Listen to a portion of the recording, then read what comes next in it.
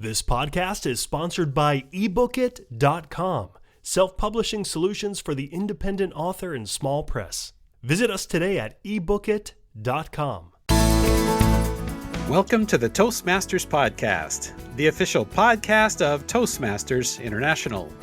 Hello, everybody. This is Greg Gazin. And I'm Ryan Levesque. Ryan, if you were thinking of learning or trying to improve a second language, you'd agree that a Bilingual Toastmasters Club could be a perfect place to do so. And guess what? Today's guest is an absolutely perfect person to tell us about that. Ryan, who are we speaking with today? Greg, today's guest is Gwenydd Jones. Gwen is an experienced translator, course creator, copywriter, and a member of Toastmasters Sevilla in Seville, Spain.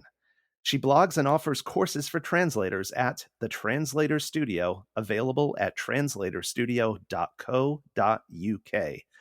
Gwenydd Jones, welcome to the Toastmasters Podcast. Welcome. Thank you very much for having me. I'm very excited to have the opportunity to speak here today. Buenos dias, Gwenydd. Buenos dias, Ryan. Gwen, your article in the April issue of the Toastmaster magazine, it's a great article. We'll talk a little bit more about that shortly, but I really want to hear a little bit more about your journey, how you started in the UK and then you ended up in Spain. Yes, well, I can't say it was a great life plan that I had. I did French and Spanish at university, and then when I graduated, I just wanted to travel. What I decided I'd do would be train to be an English teacher, and I didn't really mind where I wanted it to be, in France or Spain. And so I got on Google, and I think I went with the first course I found, which happened to be in Seville, and off I went. Then I fell in love with the city. I got a job quite easily here teaching English. It's pretty easy in Spain to work as an English teacher. There's massive demand for it. And then I made some great friends. And well, eventually I met the man who would become my husband. And then it was really a done deal. I wasn't going anywhere else.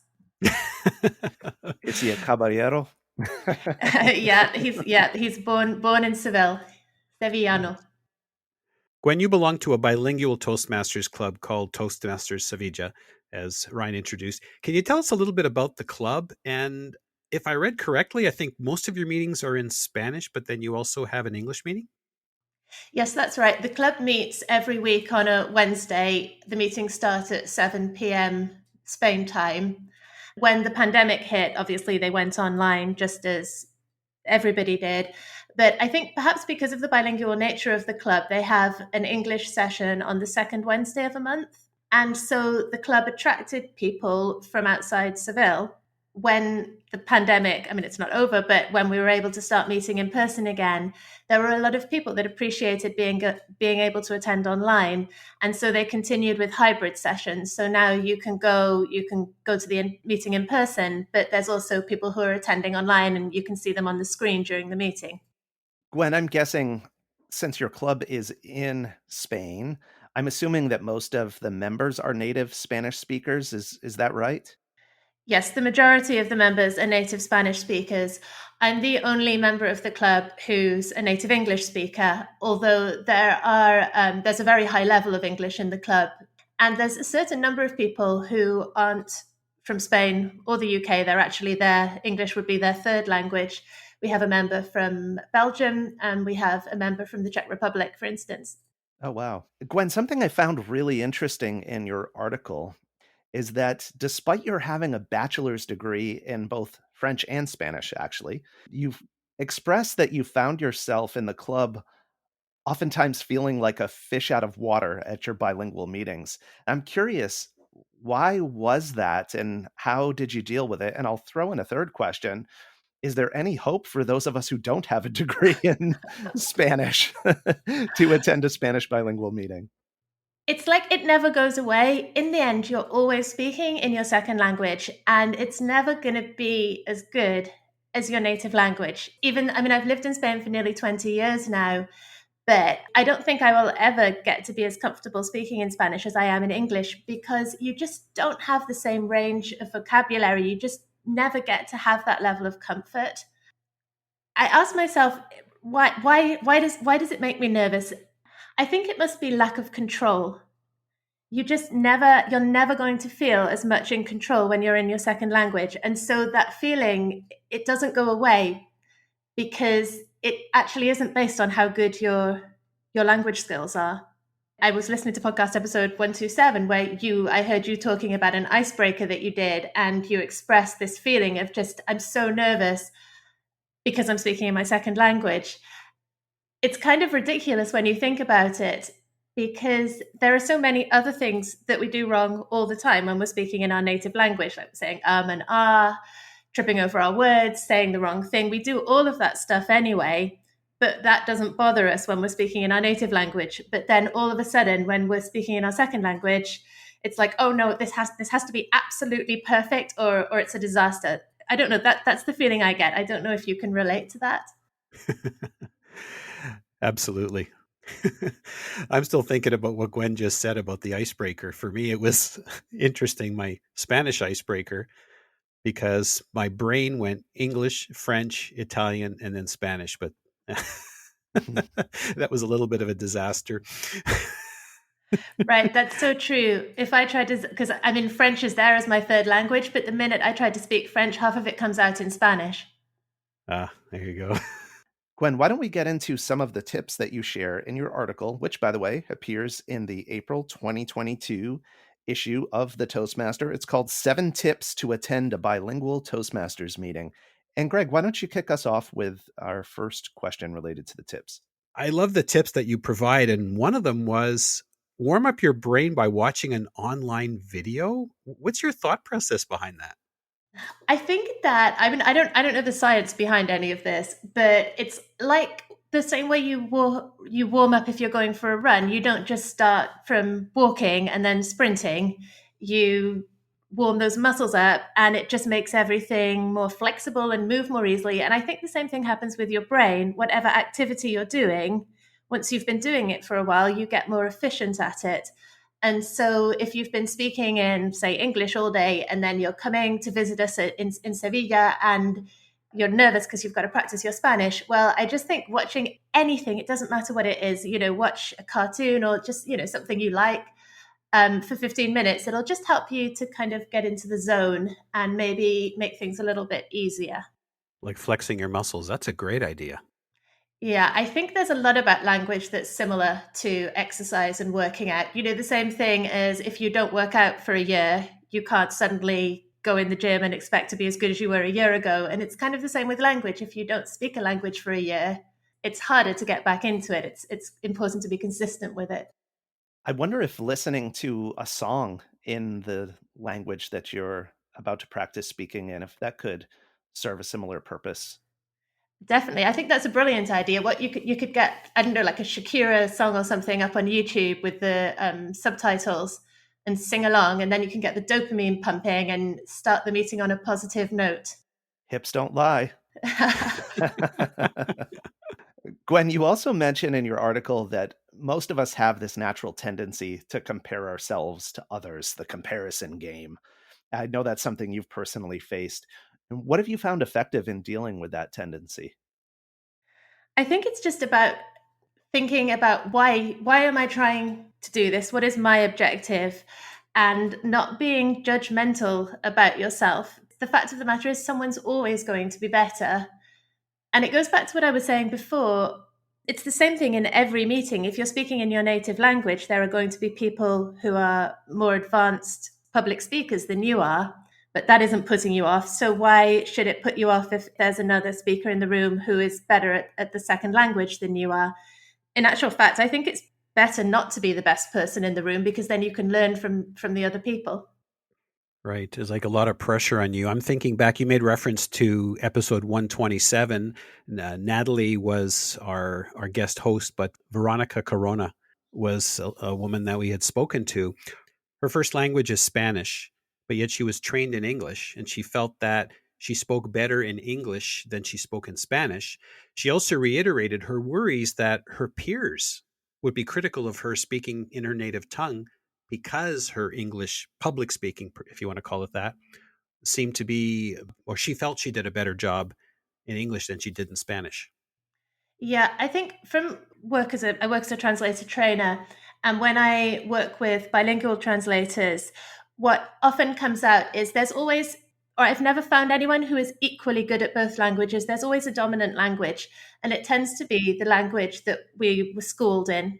And it goes back to childhood and then, in high school, and you're likely to be more comfortable in that language. And so it's normal then to find yourself in a formal situation and feel nervous. I think it's just lack of practice and our own insecurities.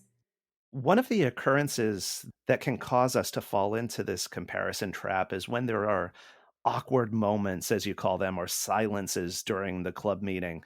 Can you share what some of the misconceptions are about these moments? Yes, that goes back to something I was observing when we were doing our Zoom sessions during the pandemic. And sometimes people would drop in. I think a lot of people took advantage of everyone being online to go visiting different Toastmasters clubs around the world. And on the second Wednesday of the month, when we have our English session, all of the members are a little nervous because all of them are about to go in and do their roles in their second language. Before the session, they're often there looking at their notes and I guess thinking about what they're going to do and maybe trying to get over their nerves. If somebody came as a guest and saw that, they might misinterpret it as them being hostile or not being welcoming. But in actual fact, it has absolutely nothing to do with the guest and everything to do with somebody just feeling nervous. And so my point there was just, don't automatically assume that because somebody isn't grinning at you or whatever, it's not that they are judging you badly because you're there in your second language. It's more likely that they're nervous or something like that. That makes a lot of sense. And Gwen, as you shared that example of the English meeting, which is the exception, not the rule for your club, it made me wonder, how does your role as the native English speaker in your club change when you're holding one of your English meetings? I think it changes completely because when it goes back to what I said about control, when I'm speaking in English, I've got that basic sense of relaxation that I'm not going to mess up grammatically speaking or not, I'm not going to make mistakes and not know why. And so my feeling going in is different. And whereas everybody else is having to deal with this second language issue. And so they're all finding it harder. And then when we switch into Spanish, then I'm in the other position. I've actually found it very inspiring to work with, by seeing it from both sides. It's made it easier for me to be in the Spanish sessions because I can see that everybody is suffering from the same problem and it actually creates a very supportive environment. The other thing I'd say is, when it comes to this nervousness that we all feel, the people that I find the most impressive are the ones with the lower level of English because it's so much harder for them, but they're trying anyway. You're almost set up to fail in a way. If you consider that I failed because I made a grammatical mistake or I failed because I couldn't think of what word to say, well, you're guaranteed that if you're going in your second language. I was just so impressed by the courage that people show when they're doing that. And they get so much from it. You learn so much from putting yourself in that position. I think if I were attending a Spanish club meeting, the most common phrase in my speeches or table topics would be, "Cómo se dice?" which means, how do you say? Which is fine. It's important to just be talking. As we're speaking and also just sort of glancing here again at the article, I'm thinking that quite often we think that we could visit a club to give a speech in our second language, but I'm also thinking we could visit a club as a native English speaker and use that as an opportunity to be an evaluator. So perhaps you're an English speaker who visits a Spanish club where the individual is giving a speech in English. I'm just wondering if you have any experience with that. Yes. What I would say, I have experience doing it with a French club that I visited as a guest. What I did there was I had a role the one week and I attended the meeting as a guest the week before. Before I actually did or said anything, I got to observe the workings of the club and I also got to meet the people. And so then the next week when I had to go and speak, I was less nervous about it. That could be a good idea. Say you came to our club on the second Wednesday of the month in an English role. with the idea that then you're going to come back the next week to practice your Spanish, and you'll feel less nervous about it because you've already, broken the ice and got to know everybody. Yeah, that makes sense, as opposed to going in totally cold. Yeah, Mm. that makes sense. I'd love to ask you a question about your experience as a translator with respect to training your brain. As I mentioned earlier with my icebreaker, I was trying to learn Spanish, but I also speak French and a little bit of Italian. And I know that we're taught, or we're supposedly taught, maybe you'll correct me on this, that you want to think in the language. But my brain would just go English, French, Italian, Spanish, and sometimes I'd actually end up with the wrong word. Like one time I actually used some terminology that I found out was Italian and not Spanish. Right. Any suggestions on that? When we speak, it happens so quickly and we don't think about it. So I don't see how you can force yourself to be thinking in another language. But I would say slow down, really slow, like this. And it's fine because that gives your brain time to think, and hopefully the words come to you that way. Because the other thing is that you're going to be speaking with an accent, and that makes it harder for people to understand you. And so by slowing down, you're also helping ensure that the other person will understand you. And try not to do the ums and ahs, because that also makes the whole communication harder. I'm also thinking sometimes you might want to use a different word. I know when I was preparing for my icebreaker, I was practicing my lines with my mentor and I kept tripping up over a word. I can't remember what the word was. Instead of trying to get me to pronounce it correctly, my mentor said to me, why don't you use a different word, right? Instead of saying mi nombre es, I would say mi amo. Just basically use a different terminology to say the same thing. Yeah, that's a really good idea, because you've got the control of it in the end. When you're the one speaking, no one is forcing you to say anything. I mean, it's the same if you decide, I'm going to go along and have a practice and I'm going to do a table topic. When you do a table topic, in the end, okay, you've got the subject, but you're the one who controls the way it goes. And so don't go down paths that you can't get to the end of. Take yourself into safe territory. And you got to check your words too. Don't necessarily rely on Google Translate. Definitely don't rely on Google Translate, no. I used the word altavoz for the word speaker, but that was like a loudspeaker as opposed to orador, which was the word speaker. Yeah, that's good. Yeah. And the people in the club thought I was making a joke because I am a gadget guy, a tech guy. And it was like, no, that was an honest mistake. You're punnier than you thought, Greg. Yeah, thanks, Ryan. It happens all the time, but you've got to laugh at it. As long as you laugh at it and enjoy, then the whole experience is fun. Gwen, one of the most common recommendations that I've come across for absorbing and acquiring a foreign language is the power of immersion. What better opportunity for you, actually living in Seville, to be surrounded by Spanish all the time? I'm wondering, with that advantage, how has being a member of a bilingual club improved your ability to communicate in Spanish? It's improved it enormously, because in the end, you're in a formal situation. I mean, I know it's Toastmasters and it's a lot of fun, but it is a business-like environment. You're in a situation where you have to maintain a certain level with the way that you're speaking to people and the way you're behaving. It's not the same as sitting with my husband's family, for instance, where the conversation's very informal. You're chatting about daily things. In the club, you are meeting different people from all different backgrounds and different jobs. It pushes you into a range of different conversations that you wouldn't encounter anywhere else. When you live in the place, it's very easy to avoid speaking the language if you want to. You can, in cities all over the world, cities like Seville, there's massive expat communities. There are plenty of people who live here and don't really speak that much Spanish. For me, I mean, the best thing you can do if you want to learn a language is marry somebody from that country, because that absolutely forces you. You've got no choice there. The second best thing you can do is probably to put yourself into a more formal situation like Toastmasters, that you've got no choice. It forces you to participate and to stretch yourself a bit. My Spanish has improved enormously since I joined the club.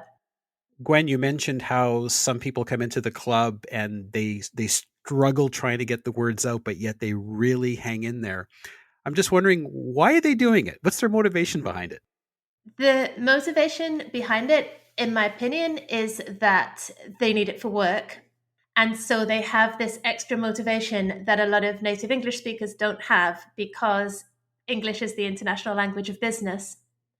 Perhaps this fear that we were talking about earlier, they're being forced to overcome the fear because in the end they have to do it in their work, whether they like it or not. And so they can come to Toastmasters and hopefully practice and hopefully make their mistakes there. I mean, that's the other thing we haven't touched on. We're nervous that we're going to make these mistakes in front of our club, but actually that's the place where we should be making the mistakes, because that's the place where we've come to learn, so that when we go out into our different jobs, we don't make those mistakes. Yeah, that's right. The Toastmasters Club is a perfect place to make mistakes because it's an environment where people are there to help you, right? To raise the level as opposed to criticize you, where that happens quite often in other places. Right. I mean, if you're going to go in there and do it perfectly, you might say, what's the point in going at all? That's not, no one is there for that reason. Yeah, it's true. Gwen, the article we've been discussing references attending bilingual meetings virtually. And of course, that's the format that a lot of clubs are using today. I wonder if you have any additional advice for those who are considering attending a bilingual meeting in person.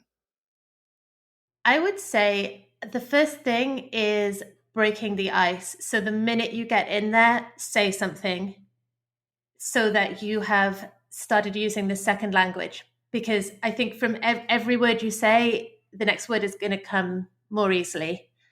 And also just remember the reason why you're there. If you've gone there to practice your language, then you want to get as much practice as you can.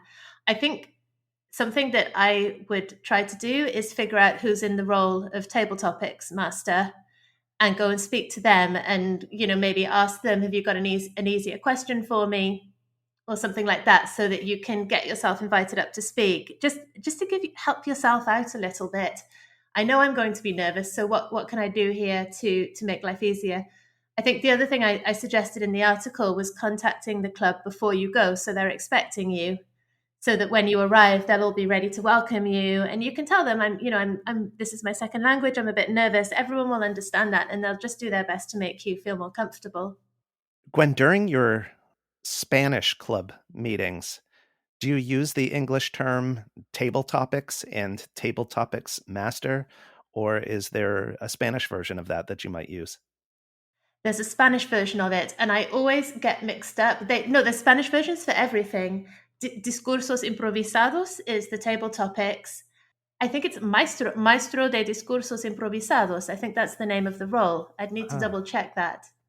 Well, this has been really exciting. And fellow Toastmasters, if you've really enjoyed this episode, I really encourage you to share it with your friends. In fact, if you or your family members, your friends are thinking of perhaps traveling as we exit this current situation, perhaps it's an opportunity to visit a Toastmasters Club in another city or in another country or even in a different language.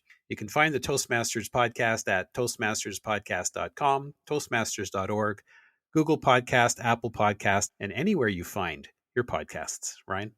Gwen, as Greg said, this has been great. It's been enlightening today. And before we let you go, I'd just like to ask, how can people find you online? What's the best way for them to connect with you? Perhaps share, again, with our listeners, your website. Yes, my website is translatorstudio.co.uk. And if you Google me, if you can spell my name, Gwenydd, Gwenydd, you'll find me on all the social networks, and I'd be very pleased to connect with you. And don't forget to check out Gwyneth's article in the April 22 issue of the Toastmaster, 7 Tips to Attend a Bilingual Toastmasters Meeting. Gwenydd Jones, thanks again for joining us today on the Toastmasters Podcast. Thank you very much for having me. Gracias. Gracias. Hasta luego. Hasta luego.